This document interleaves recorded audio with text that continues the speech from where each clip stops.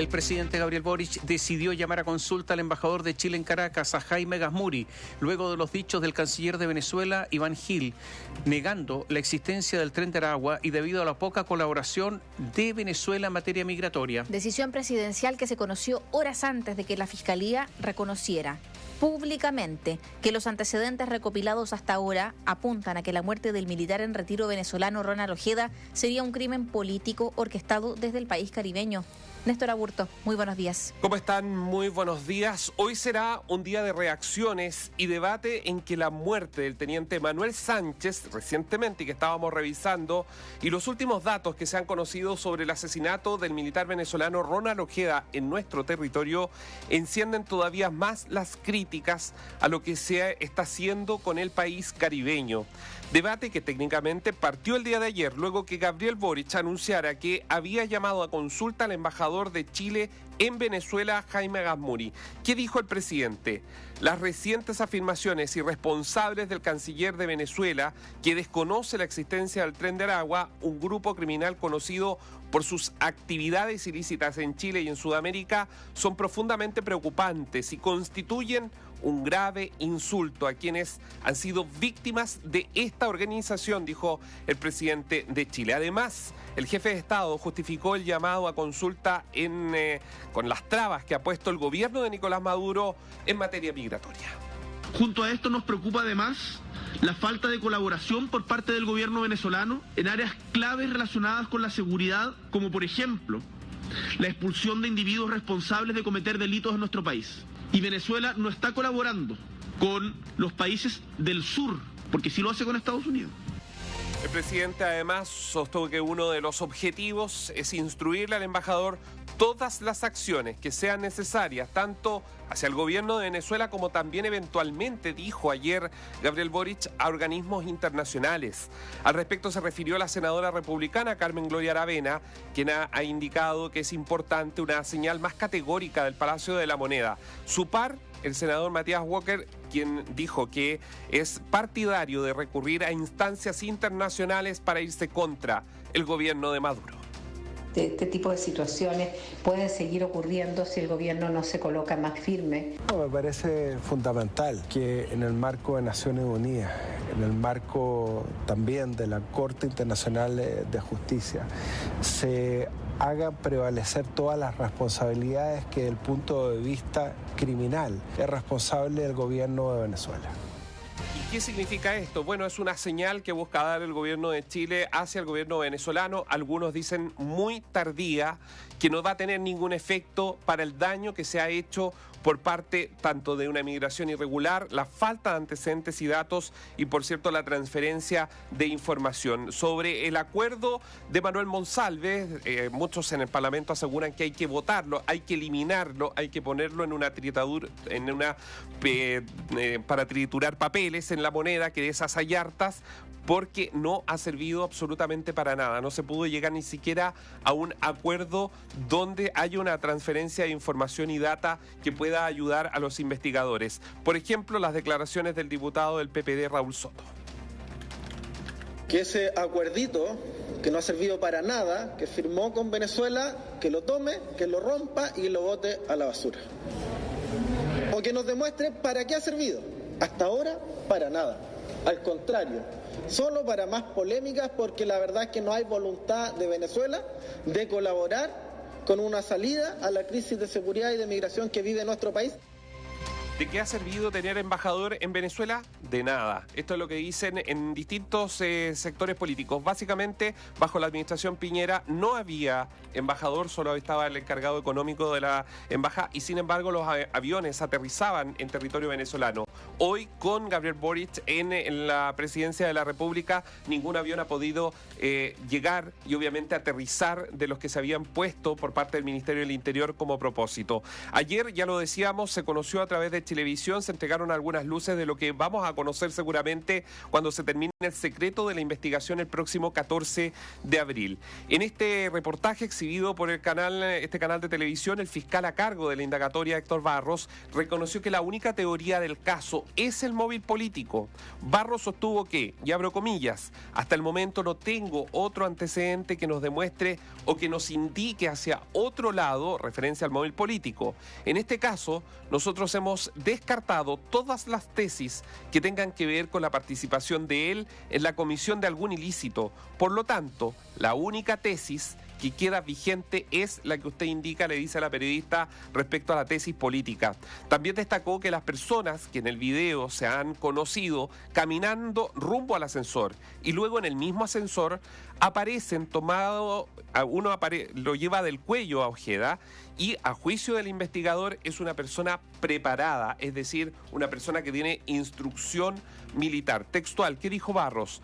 Dado que esos videos han salido públicamente, solo puedo decir que yo he llegado al menos a la conclusión de que la persona que traslada a las víctimas efectivamente es una persona que tiene preparación y que tiene una condición distinta a los demás participantes en ese hecho, dijo el fiscal Barros. Además, hizo un llamado porque tienen identificado que Michael Villegas Rodríguez y Walter Rodríguez Pérez, los dos personas que participaron del secuestro, están en Venezuela, lo da como un hecho seguro, categórico, y que van a pedir la extradición de estas dos personas. El abogado Juan Carlos Manríquez, que representa a la esposa y al hijo de Ronald Ojeda, habló hace algunos minutos y esto es lo que dijo. El fiscal de la causa ha dicho que el motivo del secuestro y homicidio de Ronald Ojeda fue de carácter político y orquestado en Venezuela. Si eso es como es, y confirma lo que ha dicho la familia y particularmente la viuda del teniente Ojeda desde el primer minuto, esperamos que esa afirmación se convierta prontamente en sentencias judiciales firmes ante los tribunales chilenos o incluso ante la justicia internacional. Y aquí yo les tengo un dato, o varios. Primero, la carpeta se abre el 14, se va a conocer, se termina el secreto, salvo que el fiscal Barros, que es muy difícil, él ya habló de lo que está en la carpeta, se le ponga por otro periodo secreto, es decir, prohibido de informar a las partes. ¿Es cubano el hombre que lleva del cuello a Ronald Ojeda? ¿Es un militar cubano? Esto lo preguntamos y está dentro de las teorías del caso. Podríamos estar frente, todos los chilenos, a una operación de inteligencia de alto nivel donde se ha coordinado dos países para realizar esta persecución a disidentes, que en este caso son del régimen de Nicolás Maduro. Todavía se desconoce el nombre porque en las imágenes que hay en el ascensor, Tomás, María José, auditores, que están en el ascensor, Ronald Ojeda en algún minuto trata de entablar un tipo de conversación con uno de ellos. El tipo lo describe muy bien el reportaje de Chilevisión, donde lo analizaron como un especialista, se va hacia atrás, pero el que lo lleva del cuello es la persona que, a juicio de los que conocen esta materia, serían las personas la persona que sabe, que tiene instrucción o entrenamiento militar. Acá la pregunta es, ¿cuál es el objetivo o por qué la figura de Ronald Ojeda concitaba tanto interés en el régimen venezolano y el régimen cubano? ¿Qué? Porque dentro de los mismos dichos del fiscal Barros dice que no había ningún tipo de antecedente de que él estuviera involucrado en algún acto ilícito. Por ende, si el móvil es político, ¿por qué una persona refugiada, un militar en retiro, como Ronald Ojeda, que participaba en foros de YouTube, tenía... No, lo que pasa es que... él participaba en política. Sí, participaba en política, pero el punto, ¿por qué su figura representa tanto interés? Porque es la parte de la disidencia y del grupo disidente. Él está en una nómina que fue entregada a juicio de la familia, nunca salió de Chile. Según los investigadores colombianos, sí estuvo en Colombia, estuvo en Cúcuta y participó de una de las operaciones de contrainteligencia de los servicios que se han ido realizando para derrocar al régimen de Nicolás Maduro y que habría intentado llegar, incluso se habla de que podría haber sido una de las personas que resultó herida. Bueno, eso también es importante en el informe del Servicio Médico Legal, si él tenía algún registro de herida de último tiempo, de la última data, pero de que era una persona que no era un venezolano normal, claramente no lo era. que tenía que haber sido protegido por el Estado chileno, con mayor razón. Pero si tenía, o sea, estaba protegido por el Estado chileno. Tenía la calificación de refugiado. Claro, pero una protección real. Pero claro, era formal y no real. Claro. Ahora, no es como cualquier ciudadano, a veces usted encuentra un venezolano que atiende en un negocio. No es lo mismo. Él tenía la calidad de refugiado, realizaba actividades políticas, y hay que recordar además que en Venezuela hay dos servicios de inteligencia muy importantes, hay más, pero dos, que es el SEBIN, que es el Servicio Bolivariano de Inteligencia Nacional, y la Dirección General de Contrainteligencia Militar. Este último es el que más apoya o en el que más confía Nicolás Maduro. ¿Por qué? Porque aquí hay cubanos. Hay cubanos. La instrucción la hacen los cubanos. Exactamente, pero también hay cubanos operativos, dicen, y que por lo tanto en ellos confía Nicolás Maduro muchísimo. La relación, todos sabemos, entre Venezuela y Cuba es muy estrecha y podría ser un agente cubano efectivamente. Pero ¿qué es lo que dicen los investigadores? Dicen que en este comando que secuestró a Ojeda había uno que tenía dos características. Uno, mando. Dos, formación claramente militar, como toma a Ojeda, cómo lo lleva. Y en tercer lugar, Ojeda también tenía experiencia en ser llevado porque había estado preso por parte de esta... Exactamente. Y que se opone un poco en la forma de caminar, pero... en esa misma condición. Exactamente. Y su rictus era de una persona que conoce perfectamente los pasos, procedimientos. Yo les quiero dar dos antecedentes importantes. ¿Qué pasó con Ojeda después de que lo secuestraron? Eso. Ojeda, luego de eso, en la primera etapa de todo esto, se habló de que había sido que lo habían asesinado inmediatamente. Es decir, que salió del lado de su mujer y su hijo, porque eso no debemos olvidar, estaba en el departamento con asilo chileno, con su mujer y su hijo, y de ahí lo sacan en la noche, en calzoncillo. Y la información que nosotros manejamos es que no fue muerto de forma inmediata, no es que al minuto que lo bajaron del auto lo mataron, no. A Ronald Ojeda, por los peritajes tanatológicos del Servicio Médico Legal, se ha ido o queda meridianamente claro que lo tuvieron colgado de pies y manos, que sufrió torturas previo a su muerte. No estamos hablando de que simplemente a Ronald Ojeda lo sacaron y lo mataron. A Ronald Ojeda algo más querían de él, y eso es un elemento muy importante para poder entender el caso. Algo más querían de él, no solo sus teléfonos, sino que había información que algo querían sacar de Ronald Ojeda, y por eso es que se ha ido estableciendo a medida que avanza la investigación de que sufrió torturas previo a su asesinato. Néstor, no sé si es bueno darlo ahora o no, acerca de qué tipo de tortura puede ser. Puede ser algo brutal, digamos. Pero es brutal. Es brutal. Y es lo que hace el régimen, porque esto cuando uno empieza a buscar información, cuando se entera de esto y empieza a buscar información, los regímenes autoritarios tienen muchos modos, y lo saben muchas personas que sufrieron las torturas del régimen de Augusto Pinochet y de su gente. Los regímenes tienen formas de torturar, y en el Partido Comunista lo saben porque han sufrido ello. Y ya les voy a decir por qué menciono al Partido Comunista, que son muy brutales. Y una de esas brutalidades es la que se hizo con Ronald Ojeda por los restos que se tomaron en el servicio médico legal. Y eso es muy importante también tenerlo en consideración antes de realizar juicios de opinión, como se ha escuchado a miembros del Partido Comunista. ¿Y por qué reparo, insisto, en el Partido Comunista? Porque Juan Andrés Lagos, que es asesor de la ministra del Interior, asesor del subsecretario del Interior, que es un histórico integrante del Partido Comunista, recuerden ustedes que apuntó a la oposición y dijo que esto era la derecha y Estados Unidos los que estaban detrás de lo que había pasado con Ronald Ojeda. Bueno, la pregunta es qué va a hacer Carolina Toá con Juan Andrés Lagos ahora. O sea, lo debiera despedir, pues. Eso es lo que debiera hacer. Ahora, va a hablar un rato más Carolina Toá, debiera despedirlo. Porque es un irresponsable ese tipo, en que la ideología predomina por sobre la función profesional. Él es un asesor del Ministerio del Interior. Debiera despedirlo a Juan Andrés Lagos, más allá de su importantísima posición que tiene en el Partido Comunista. Está ahí justamente porque es militante del Partido Comunista. Pero después de esas declaraciones debiera irse, pues. Entonces, pero bueno, ¿fue torturado? Sí. ¿Fue torturado durante un tiempo? Para una tortura relativamente prolongado, sí. No es una tortura de una hora. ¿Fue torturado profesionalmente? Sí. Porque si usted o yo nos dicen torture a alguien, no sabríamos cómo hacerlo, más allá de una forma burda, ¿no? Pero aquí hay personas que saben cómo hacerlo. Y resulta que esto ya se van acumulando antecedentes respecto de lo que ocurrió con él, porque querían sacar algún tipo de información. Seguramente, porque para eso lo torturaron.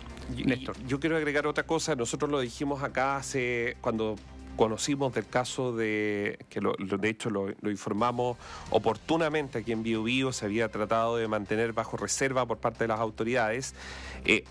Hay informes de inteligencia en nuestro país. Yo sé que muchos cuestionan la inteligencia y todo, pero hay informes desde hace ya bastante rato de distintas ramas, incluyendo el ejército, que apuntan que el régimen de Nicolás Maduro tiene agentes de inteligencia infiltrados en Chile.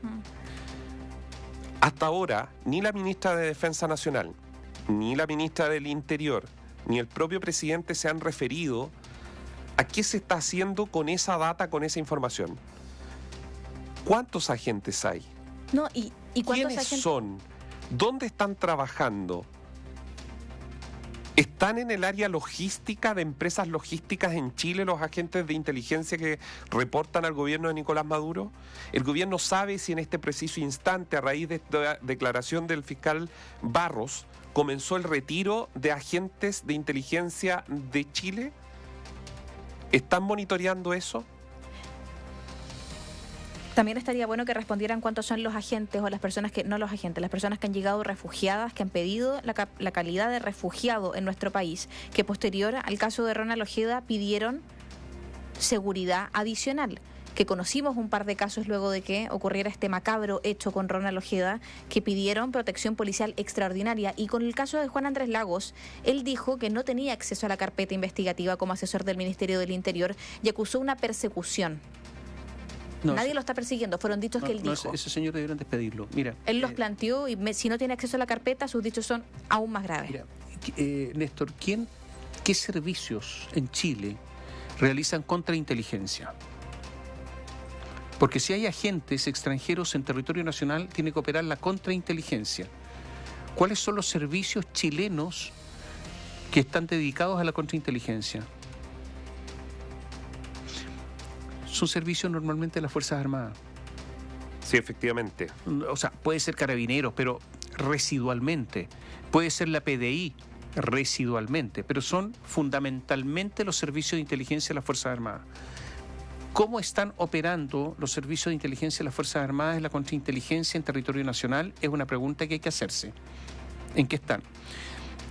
Ahora, yo creo que aquí vivimos un desorden. Iba a decir otra palabra de nuevo. Ya. ¿Por qué? Mira, dato nomás. Infogate, que lo publica, dice, preguntó a la Fiscalía Nacional: ¿qué cantidad de bandas extranjeras han sido detenidas o desbaratadas en Chile? ¿Qué cantidad de bandas extranjeras? Respuesta a la Fiscalía Nacional: no hay datos, no hay estadísticas. Entonces,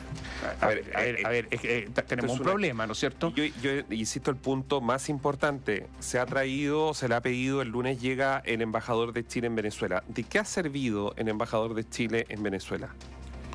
Si ni siquiera los aviones pueden aterrizar. ¿Cómo si con el gobierno anterior, que era un detractor total y directo de Nicolás Maduro? ¿Por qué antes sí y ahora no? Entonces, hay algo aquí que no se ha explicado por parte de la moneda. A lo mejor los auditores no están enterados de lo siguiente. El embajador de Chile en Venezuela no es un diplomático de carrera, sino que un embajador político, designado a dedo, a lo mejor incluso es una decisión casi científica. ¿En qué sentido? Científica política. Es un político de la izquierda chilena, fue Mapu, claro, fue ministro de Michelle Bachelet, fue embajador de Chile en el Brasil de Lula, fue, o sea, una persona que forma parte de la izquierda histórica chilena. ¿Y por qué mandaron a Jaime Gazmuri? Fue senador. ¿Por qué mandaron a Jaime Gazmuri a Venezuela? Porque se estima que con ese tipo de personas, con ese perfil de personas, puede tener una relación armónica, aceitada, cercana con el gobierno de Venezuela, con los bolivarianos. Pero no lo lograron, y tampoco con la visita del subsecretario del Interior, Manuel Monsalve, quien es doctor, o sea, titulado en Cuba, que llegó también a poder realizar todo lo que es este convenio, pero todo lo que pasó con Ronald Ojeda fue posterior a que él fuese y realizase todo este tipo de reuniones bilaterales y llegase con este convenio que de mucho no ha servido, no está de hecho habilitado porque no han presentado la contraparte. Yo creo que acá un problema importante, Tomás Néstor, es el rol de Cuba, porque pese a que el presidente ha sido muy enfático en criticar a Venezuela durante reiteradas ocasiones, con Cuba el tono es muy distinto en la moneda. La cercanía de la ministra de Defensa, Maya Fernández, con Cuba es grandísima. El mismo subsecretario del Interior, Manuel Monsalve, estudió en Cuba. La condena del Ejecutivo respecto a la situación cubana, me podría decir yo que sí la hemos escuchado quizá un par de veces y de manera muy superficial. Por ende, si es que acá el factor Cuba comienza también a incidir, habrá que ver cómo el Ejecutivo comienza a endurecer el tono, porque de momento las medidas que se han tomado, pese a que pueden ser de muy buena voluntad, de mucho no han servido. A ver, yo diría varias cosas. Con respecto a Cuba, sí, pero con respecto a Venezuela también. El Frente Amplio estuvo muy relacionado con Venezuela. Sectores del Partido Socialista chileno muy relacionados con Venezuela. No solo el Frente Amplio. No solamente el Frente Amplio. Nunca se quiso investigar, de hecho, Tomás, para decirlo responsablemente, las campañas que hubo después del 2000, después del gobierno de Ricardo Lagos, y sobre la relación con el gobierno de, en ese entonces, Hugo Chávez. Muchas veces se dijo que había financiamiento de Venezuela en Chile. Nunca se quiso investigar seriamente esos dichos y los viajes. Bueno, Juan Andrés Lagos lo sabe perfectamente, sus viajes a Venezuela. Y bueno, queremos hacer un poco de memoria o recurrir a la memoria de lo que pasó. ¿Tú te acuerdas, Néstor, que uno de los grandes problemas que había en la concertación es la diferencia entre la democracia cristiana y el Partido Socialista respecto de Venezuela, de la Venezuela de Chávez, en que la democracia cristiana siempre reclamó por los atentados a los derechos humanos ya en tiempo de Chávez y el Partido Socialista apoyaba a Chávez? Y que había un enfrentamiento con respecto a la relación con Venezuela. Esto viene hace mucho tiempo. El Partido Socialista no puede esquivar o intentar que nosotros olvidemos todo lo que ha ocurrido. El Partido Socialista, el Frente Amplio, ¿para qué decir el Partido Comunista que sigue apoyando el régimen de Maduro? Entonces, hay toda una situación al interior del gobierno que también no tienen una unidad con respecto a todo esto.